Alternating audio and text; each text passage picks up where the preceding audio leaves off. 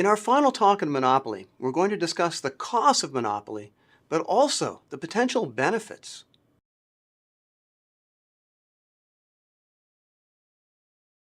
The major cost of monopoly is that compared to competition, monopoly is inefficient.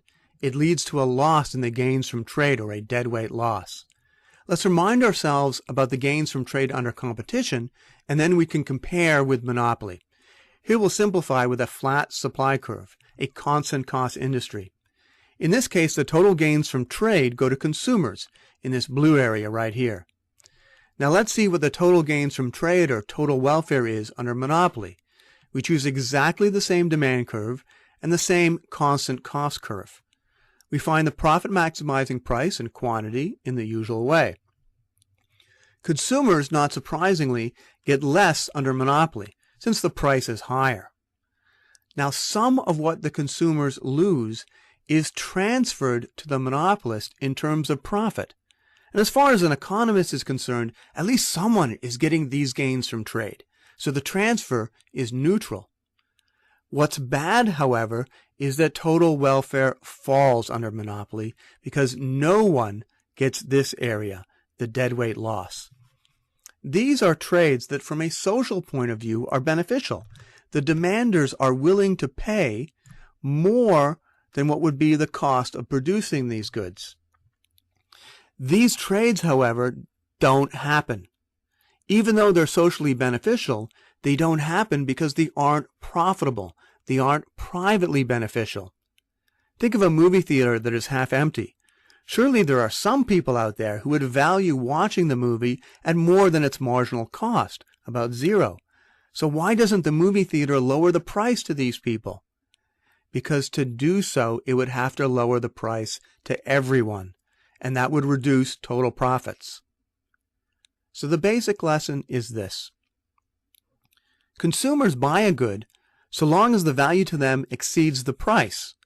Under competition, price is equal to marginal cost, so consumers will buy every unit such that the value to them is greater than the marginal cost. That's efficient.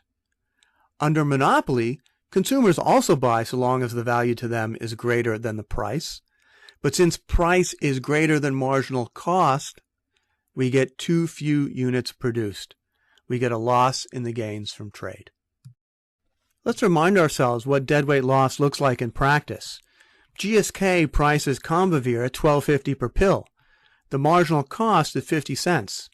The deadweight loss is the value of the trades that do not occur because price is greater than marginal cost. Some people would be willing and able to pay $10 per pill, or $4, or even $1 per pill, and those prices would more than cover the cost of producing those pills. But those trades don't occur because they aren't profitable to GSK. Many monopolies around the world are born of government corruption. In Indonesia, Tommy Soeharto, the president's son, was given the highly profitable clove monopoly. He used the profits from that monopoly to buy Lamborghini. Not a Lamborghini, he bought the entire company. These kinds of monopolies are unredeemed.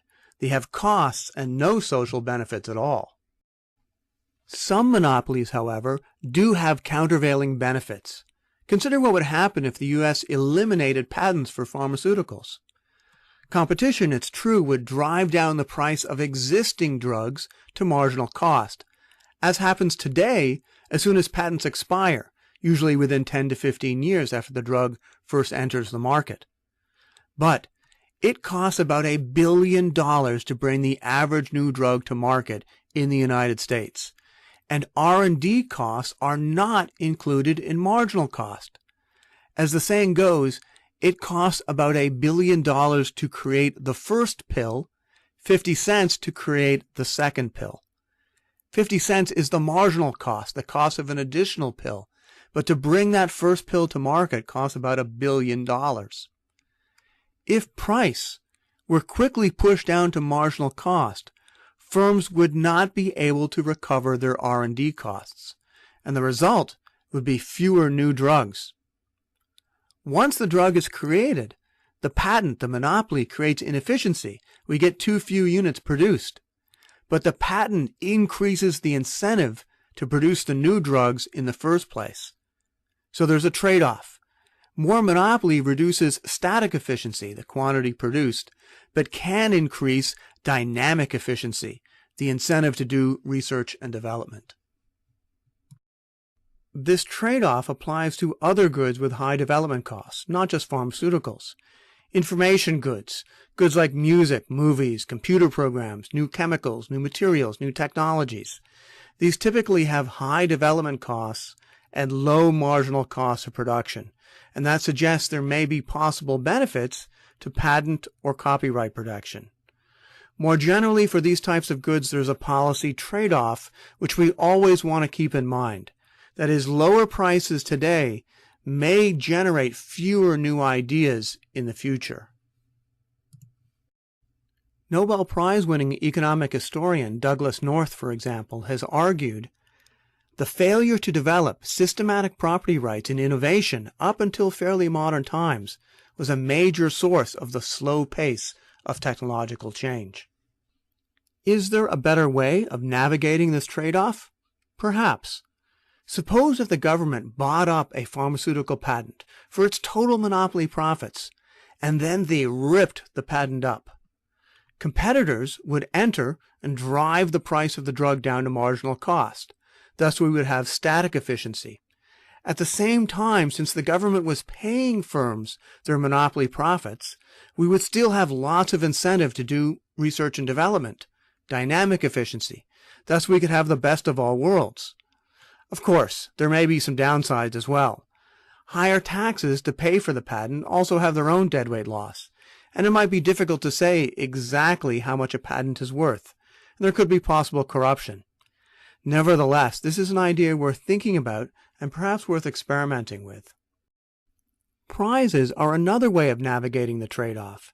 As with patent buyouts, the idea is that a firm is offered upfront its R&D costs, but the government only pays the firm if it achieves a certain goal.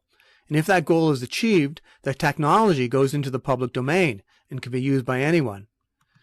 Spaceship One, for example, won $10 million for being the first privately developed manned rocket capable of reaching space and returning in a short period of time.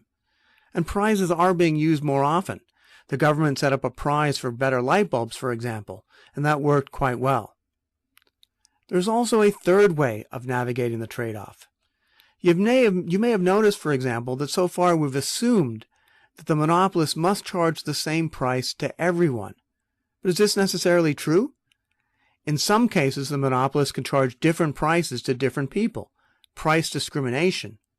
As we'll see in the next chapter and set of lectures, price discrimination explains a lot about how products are priced, and it also has some costs and some benefits, which we'll be discussing.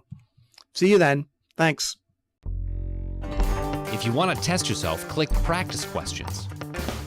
Or if you're ready to move on, just click Next Video.